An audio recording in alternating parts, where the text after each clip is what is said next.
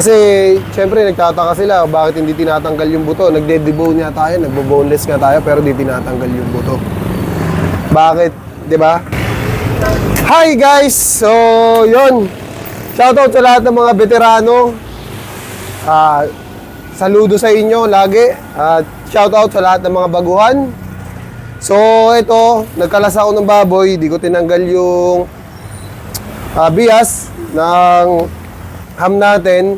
So, explain ko lang kung bakit, no? Para sa mga baguhan, kaya kadalasan napapanood nyo sa mga veterano kapag napapanood nyo yung pagkakalas nila, di nila tinatanggal agad to.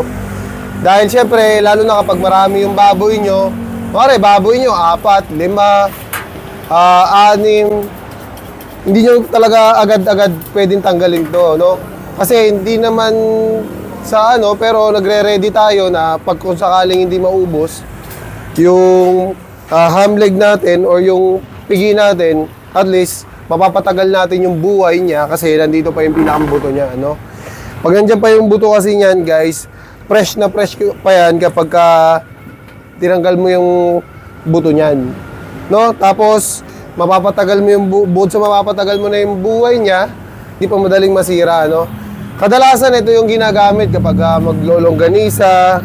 Yan, kasi malaman na malaman talaga to, no? Yung kasim, kaya tinatanggal agad yung shoulder blade noon. Pero yung iba, hindi pa agad tinatanggal.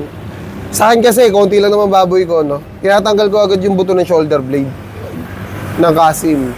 Kasi yung kasim, guys, mabilis masira yun, no? Eh, hindi naman tayo, wala naman tayo sa supermarket na may chiller. Kailangan ngayong araw na to maubos din yan, no?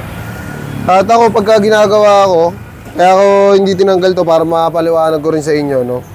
Sana kung may mga gusto kayo idagdag sa explanation ko, lalo na sa mga veterano dyan, mga veterano sa wet market, yan, idagdag nyo na lang din dyan sa comment section. So, yun guys, so ito, mayroong mga tinatawag dito parts, no? Ayan, no? Yan, no? May mga parts yan.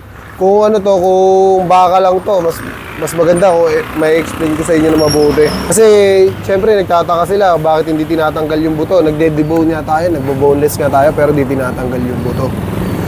Bakit? Diba? Ayun yung dahilan. Para tumagal yung buhay ng ating baboy. No? Kasi kadalasan talaga natitira pigi. Oo, pigi talaga kadalasan natitira. Pagka sa laman, ha? Pero siyempre sa kabuuan ng baboy, maskara, bungo, pata, ayan yung may hirap ibenta. Pero napaka-low value. Tapos, pagka natira pa yan, wala ka ng tubo. Kasi nandiyan na yung mapupunta yung tubo mo sa tira mo. Kailangan mapaubos mo yan bago ka tumubo, bago ka kumita. Ganoon talaga ang negosyo, sipag at tiyaga. Pag wala kang sipag at tiyaga, wala kang nilagang pata.